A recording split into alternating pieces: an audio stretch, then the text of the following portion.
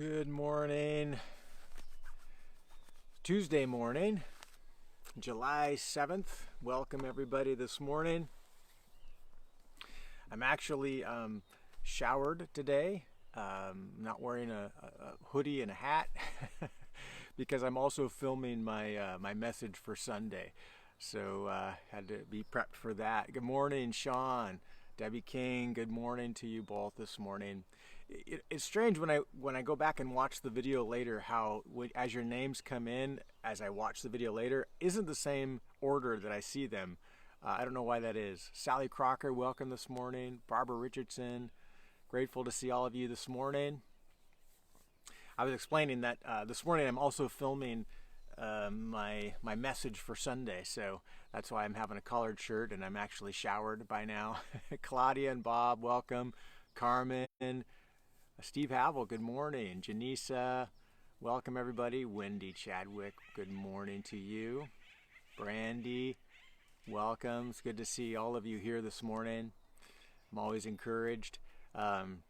It's fun to see all of you that I see very regularly, as well as people that we miss, like Bob and Claudia out there in Mesquite. So great to see you each morning. Old friends that from years ago, like Barbara Del Rio is commonly in. Lisa Phillips, another example of someone we've known for a long time that we don't often see, but grateful to see you this morning. My niece who's in Florida. People all around. And in the last couple of days, we've seen Katya and Kyle actually visit us in this live stream. Katya and Kyle Myers are in India. They recently moved there. So it's really fun to see them in this live stream. So I really have been enjoying that aspect of the live stream and the how it opens up the audience that we get to connect in a unique way. So welcome everybody. Lori Kerr, it's good to see you this morning.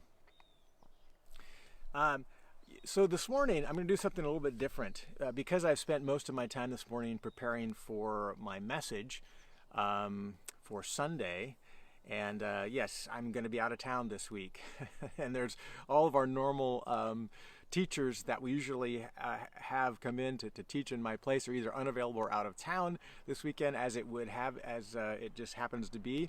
And so I'm going to record the message this morning, and you'll see it on Sunday wearing this very shirt in this very place. So looking forward to that. So in light of that, though, this morning, I wasn't in the Psalms early this morning. What I thought I would do is, I'm teaching on Philemon this week. So I'll just promote this. If you haven't read Philemon, do so prior to Sunday. It'll really give you a good sense of where we're headed and context for the message itself. So Philemon is just one chapter.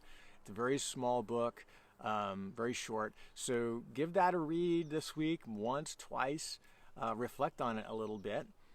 And then we're going to talk about that on Sunday. So be prepared for that. Good morning, everybody. Daryl and Suzanne. Watching from Arizona. Welcome to you guys. Oh, you're up in Colfax. I forgot. Yeah, you're up camping. You've been traveling. So up in Colfax, Washington. So welcome from there. Despina, thank you for being here. So this morning, what I'm going to be doing that's different is that I'm going to, especially because of Sunday's, the content of Sunday's message has to do with forgiveness and reconciliation, very relational things. I thought this morning I gave you a relational tool that has been so helpful to me as a pastor, so helpful to me as a friend, as a person who just wants to help people who are perhaps going through a very difficult time. I don't even mean an extended period of difficulty or discomfort. We talked about that a little bit yesterday, but someone who's just processing emotions that they're going through right in the moment. And this tool is called the 6 levels of validation. And so here's how this applies before we get into the 6 levels. Have you ever been in a situation where you're listening to someone and they're emotional about something just has occurred? Usually, I'm more specifically a relational, but it can go beyond relational things. But more commonly, it feels like someone has said something and did something, and they're processing an interaction with somebody and how it makes them feel. And so I'm sorry, I'm getting a text. All right. So my inclination as a person is to fix somebody, and I'm sorry, I'm getting all these notifications on my phone. I can't even see the screen. I should turn those off. So when someone's going through something, I empathize with them, and I want to remove that conflict for them. So they're going through something difficult, and I say, I want to make it better. I want to fix. And that's just not always the best answer. And oftentimes it's just probably not the first thing we should do.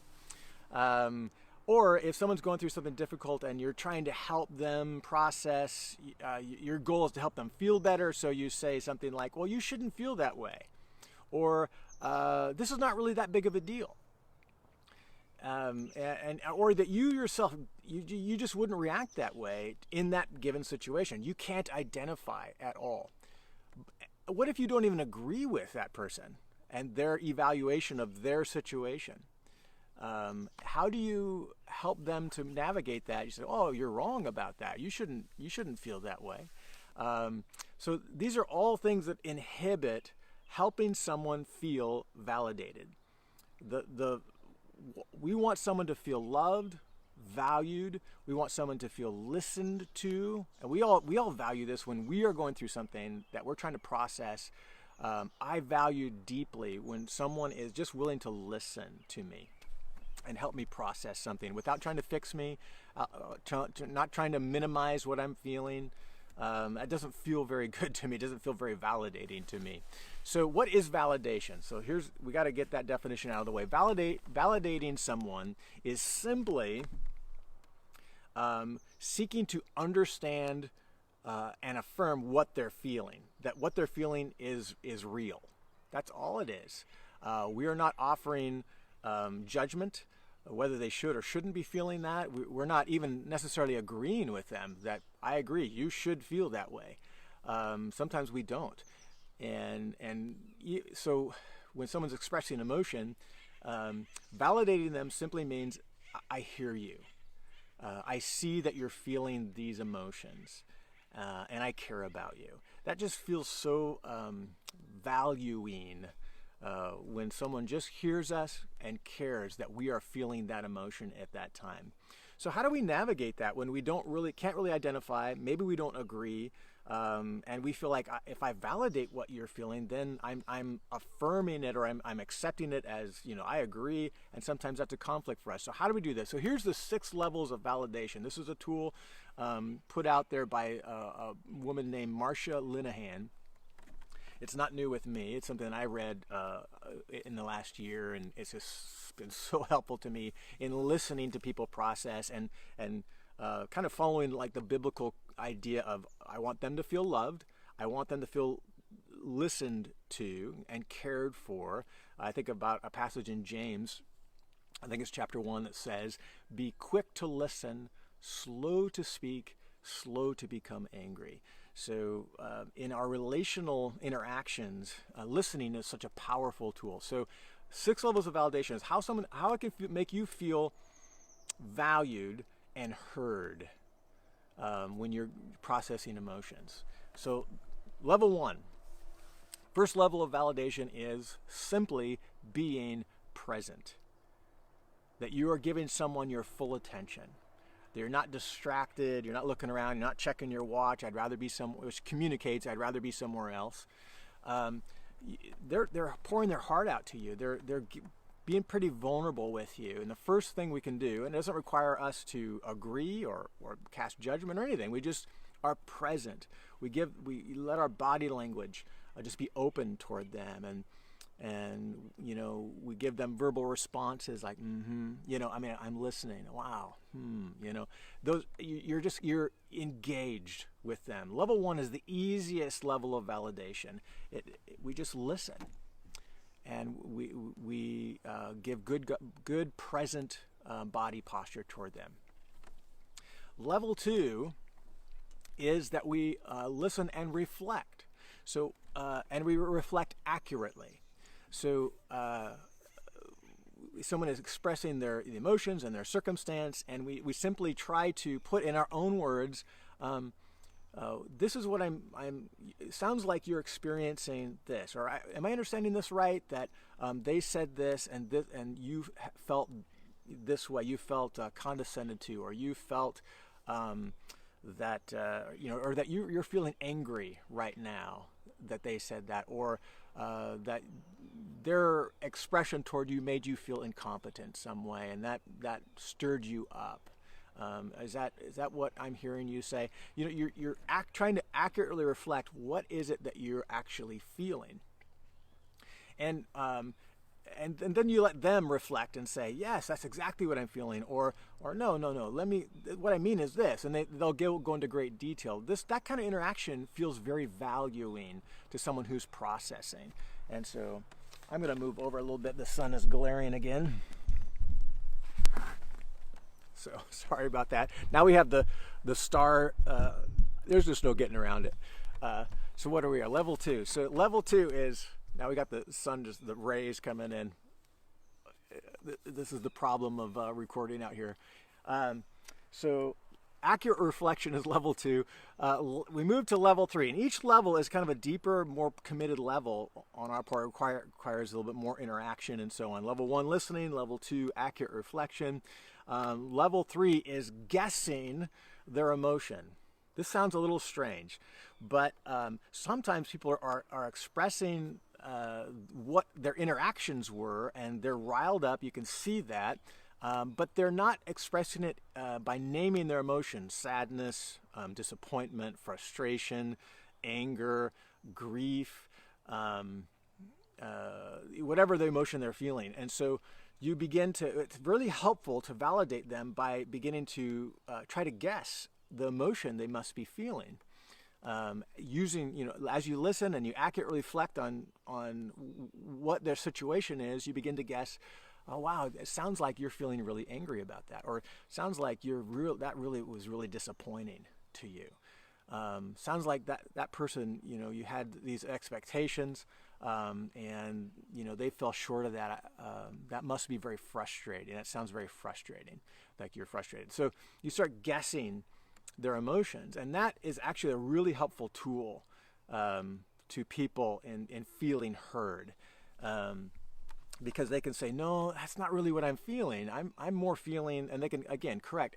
They're being helped by, this is a way of them helping them process and actually put into words the actual emotions they're feeling. It feels really good from the perspective of the person processing, to know that you're engaged, you're listening, you're actually understanding what I'm telling you, and now you're helping me to understand the actual emotion that I'm feeling. So it all feels very deeply validating. So those are the first 3. I got them written down here so I don't forget each one. So level 4, we get deeper each time. So level 4 requires that you know this person pretty well, and that is that you reflect on their personal history. So level 4 of validation is when they're going through something. It's like maybe they have a personal history that you are aware of, that this particular emotion or circumstance is triggered because of that personal history. I mean, a real simple example would be like a person who was bit by a dog as a child or something like that. And so another person who allowed their dog to kind of be off a leash and run at them or something, that freaked you out, and you're like, I can't believe you kind of, to normal people, it's like, no, that was a happy dog. His tail was wagging. He didn't have any expression of aggression towards you. Why do you even feel like that? But if you know this person, you know their history, you can validate their response, which seems like an over response to you, by saying, you know what, given your history with being bit by a dog as a child, I can get why that would upset you, that owner didn't put his dog on a leash and that dog ran at you. I understand that. So, I mean, that's a really simple example you can identify with. As you know people, you see and you know their history, you have a deep relationship with someone, when someone goes through a circumstance that their response maybe feels like an overreaction, rather than say, you know what, you're overreacting to this, that's not very validating, you can say, you know what, according to your history, I know you. And maybe they were recently abandoned, or maybe they had experienced abandonment as a child, but abandoned in another relationship, and this new relationship they're in kind of triggered that. There was some pushback by that other person in some way, and they're experiencing this kind of triggered these feelings of abandonment in them, and or rejection in some way. And if you know that history, you can help them identify that. Wow, given the fact that just a year ago you experienced this loss, or this relationship gone sour, and this person said that probably really triggered that for you. Or you just lost a job, or maybe you were in a car accident, and so this near miss that you just experienced earlier, or you're traveling with them, someone changed lanes suddenly, and that really freaked them out. Or something. Hey, I get it. You just had a car accident a year ago. So level 1, listening. Level 2, accurate reflection. Just seeking to understand what they're experiencing. Level 3, guessing at the emotions that they're feeling. And number 4, knowing their history, saying, to some it might seem like an overreaction, but knowing your history, this is a pretty normal response. I get it. I get why this is so important to you. So see how this is so validating, and you haven't even agreed with them personally. You can do all these without necessarily agreeing. You personally wouldn't identify. I wouldn't react that way. But see how far you can get in validating someone without even having a sense of approval or judging or agreeing with them. So we get to level. Where are we at? Level 5 and level 6. Now here where we get to more. I agree with you. I think that this is, you ought to be feeling this way, So level 5 is normalizing. Normalizing is when someone's going through a difficult time and you say, you know what, anybody in your situation would feel the way you're feeling. You are justified in your response. So here we are giving full acceptance, and we're affirming what's happening here. So this is where, this is, again, a very validating thing. It's like, wow, I would have reacted the same way. Well, that's level 6, actually. So level 5 is normalizing. Anybody would react in your situation, would have done that same thing, would react the same way. I completely understand how you're feeling, whatever. So that's level 5. Level 6 is where we have what's called genuine identification, where we personally can completely identify with, maybe we ourselves have experienced the very same thing that they're experiencing, maybe with the same person they're interacting with, or a very similar situation, or you yourself have the similar history. So the level 6 is very personal. It's I completely relate to how you're feeling. I experienced the very same thing. So these things are so helpful to me because I'm a fixer.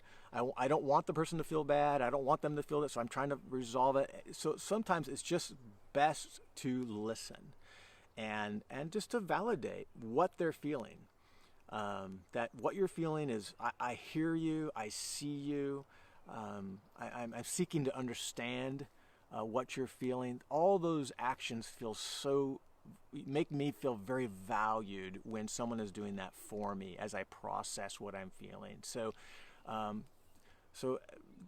by way of today's devotion, expressing love for one another.